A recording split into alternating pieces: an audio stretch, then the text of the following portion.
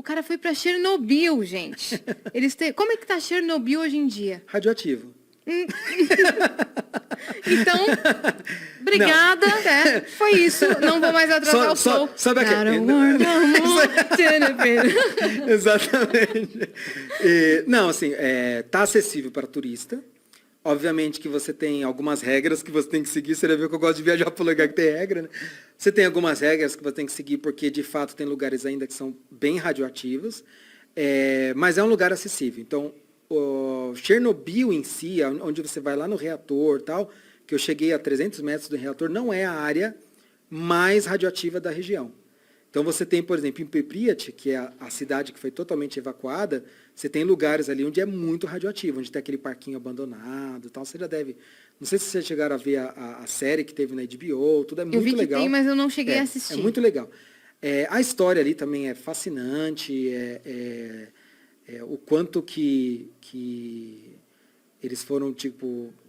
O quanto que o próprio regime ali, né, escondeu isso da população, o reflexo que isso teve. É na Ucrânia? Foi na Ucrânia. Uhum. A quantidade de pessoas que morreu por conta disso, quantas pessoas deram de fato a sua vida, consciente de que estavam dando a vida para poder conseguir salvar, de uma certa maneira, o mundo, porque em um determinado momento o calor era tão intenso e o magma radioativo era tão intenso que ele estava quase chegando ao nível de ter uma segunda explosão.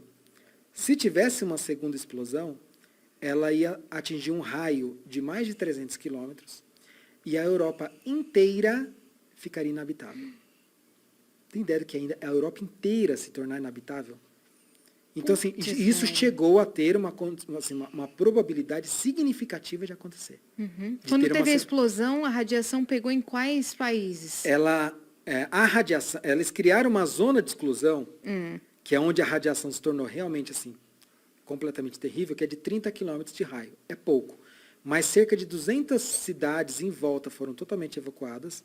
Uma nuvem radioativa, na época, ela passou por cima da Europa, ela chegou até a França, a Suécia, uma nuvem radioativa. Então, pessoas tiveram câncer na Suécia e na França por conta da radiação de Chernobyl. Isso porque foi uma explosão grande, porém ela não foi assim, ela explodiu uma parte de um reator.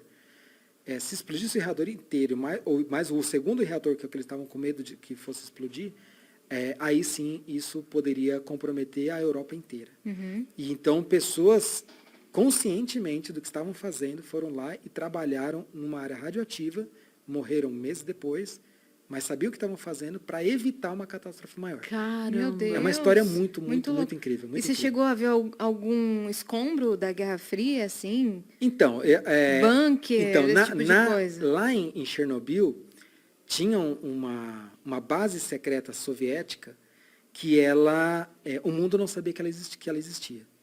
E lá eles tinham um radar que chama radar Duga, que é uma coisa gigante, impressionante. Fiz uma thread esses dias lá no meu Twitter lá. E tem no meu blog também. É uma estrutura de 700 metros de largura por 150 de altura. Então, você imagina o tamanho de que não é isso. Ela custou o dobro de Chernobyl para construir esse radar. E esse era um radar para conseguir identificar quando os Estados Unidos fossem lançar, por exemplo, um míssil na União Soviética. E acredita-se, inclusive, que Chernobyl foi construído naquela região para abastecer esse radar, de tanta energia que ele consumia. E o mundo só foi descobrir esse radar quando teve o acidente de Chernobyl, porque ninguém sabia que esse radar existia. As pessoas sabiam que dali era emitido um sinal de rádio que o mundo inteiro captava. Então, por mais de 10 anos, o mundo captou um sinal, se vendiam aparelhos para bloquear aquele sinal que atrapalhava no rádio, mas ninguém sabia do que era.